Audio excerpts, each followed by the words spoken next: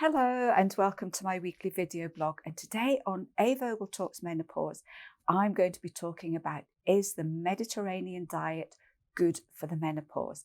If you like my tips and advice, then please subscribe and remember to hit the bell icon so you can be notified of all my new videos. There's no specific one diet that's seen to be really good for the menopause. But one of the easiest ones, one of the best ones to follow and to help support your body and your mind during the perimenopause and the menopause is the Mediterranean diet. I often mention it in other video blogs, but I thought this week that I would just focus on this one specifically. I'm not a great fan of diets. The reason being is that a lot of them, they are so stressful, they are so complicated, they make you feel so miserable. And, over the years, I've done a lot of research and reading into different diets. I'm very easygoing. I will eat nearly anything, but some of these diets, I wouldn't last a day. I would be miserable. I would be hungry. I would feel really tired. So for me, over the years, I've looked at a diet that suits me, that allows me to eat the things that I enjoy, but is also really healthy. And for me, as I've said, the Mediterranean diet seems to fit the bill. The Mediterranean diet also, there's lots of references and studies on it, and it's been ranked one of the healthiest diets in the world. And the reason it's called the Mediterranean diet is that this is the diet that the majority of people eat in countries that surround the Mediterranean Sea. So this is one, it's looked to be healthy long term because a lot of the people in Mediterranean countries, they stay healthy well into their old age. It's also very easy to adapt if you're vegetarian, if you're vegan, if you have specific food groups that you can't eat for whatever reason, then you can still follow the Mediterranean diet and feel good on it. It's highly full of vegetables and fruits. So you would be looking at adding in lots of vegetables with every meal and having a little bit of fruit every day.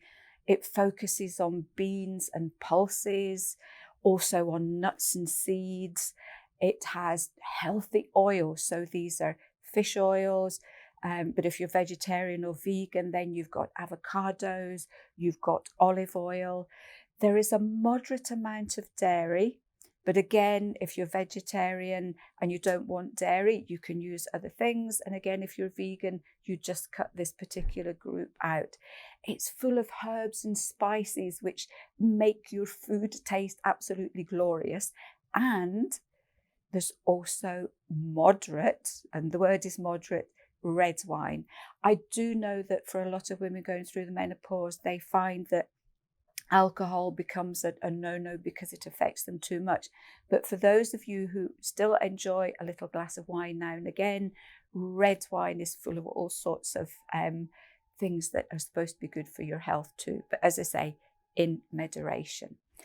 The benefits of the Mediterranean diet, because they're full of healthy fats, this is going to be really good for heart health. And again, studies have shown that the majority of people on a proper Mediterranean diet, they are less likely to end up with heart attacks and heart disease. It's really good for controlling your weight because of all the good quality protein, the healthy fats and the vegetables. It's going to keep your blood sugar much more stable, so you're not going to crave sweet foods. You're not going to get that high peak and big dip of your blood sugars, which can also trigger things like hot flushes and palpitations and headaches. So it's a really good one for getting rid of quite a few symptoms that are associated with the menopause.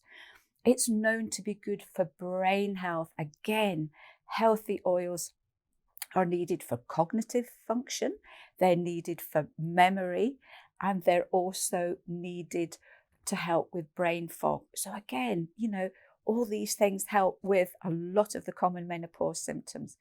It's thought to be really good for the bones because you're getting plenty of calcium and magnesium in the foods that you're eating. It's good to help with the muscles as well because your muscles need plenty of magnesium to work well. And obviously for postmenopausal women especially, osteoporosis is something that you have to be really careful about. It's great for the digestion because it contains herbs and spices that are known to help to improve digestion and elimination. And one of the things that's really important in the Mediterranean diet are herbs which are called bitters. And bitters are herbs that help to stimulate the digestion, that help to improve your digestion and also your absorption of nutrients that you're getting from your food.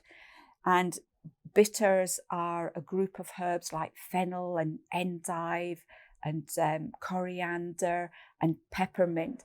And in the Mediterranean diet, very often the first course of the meal, the main meals, are a plate full of the bitter herbs. So the people who have this diet are aiding their digestion at practically every single meal. The other thing about the Mediterranean diet, it's a very sociable diet. If you look at a way a lot of the people around the Mediterranean eat, they are sitting down at the table, they are eating very slowly, and they are chewing really well. And again, if you want to avoid things like indigestion and gastric reflux and bloating, the chewing and relaxing and taking your time is really important. And it's quite interesting because they've shown that it takes about 20 minutes of eating before a message goes from the stomach to your brain to say that you're full and you don't need to eat anymore. So if you eat really quickly, your brain hasn't got that message. And that's often why you're hungry even after you've eaten on the run. And I know for me, I have been chewing a long time. It's something that I took on board ages ago. And I find now that I can't eat quickly. If I have to eat a meal quickly, it actually makes me feel sick. So once you get into the habit of eating slowly and relaxing, it becomes a lifelong habit. So how do you incorporate the Mediterranean diet into your own daily life? There's lots of different ways. Increase your vegetable for starters. I have vegetables at every single meal of the day. This morning, for instance, I had an omelette. So I had mushrooms, I had some spinach, and I had some baby tomatoes with it. And it's great. That's at least one portion of my 5 a day that I've had by 8 o'clock in the morning. So and sometimes having just a little plate of salad as a starter for your lunch and your evening meal, you can increase it that way. Have a little bit of fruit. I'm not a great fan of a lot of fruit, purely because for me, if I eat too much, it interferes with my blood sugar levels and makes me a bit jangly.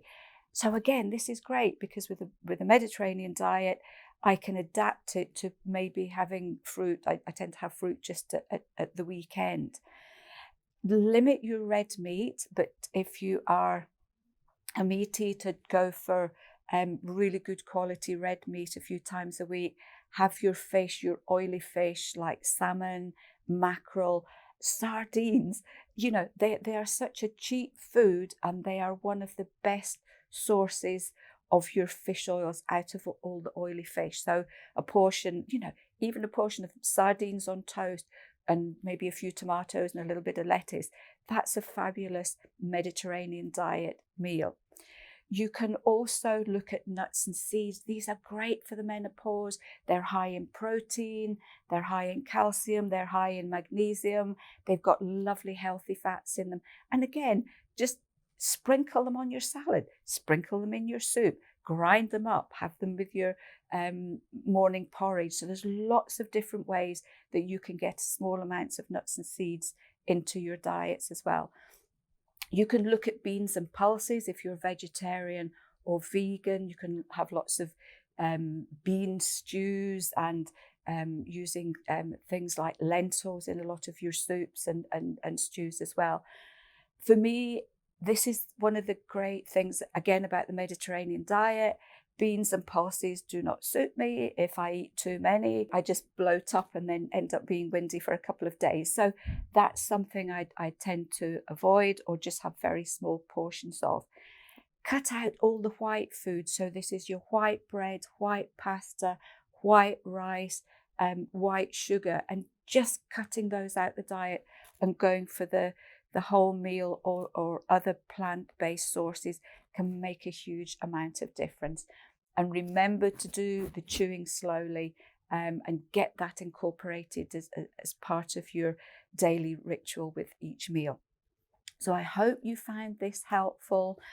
I must admit, for me, the Mediterranean diet, but going slightly low carb and without the beans and pulses, is my go-to diet. I've been on it for years and I still feel really good on it. We would love to hear your stories about your diets, because one of the things I have found over the years, not all diets suit everybody, and there will be some of you out there who will fare much better on different diets. But we would love to hear about them anyway. And until then, I will see you next week for another edition of A. Vogel Talks Menopause.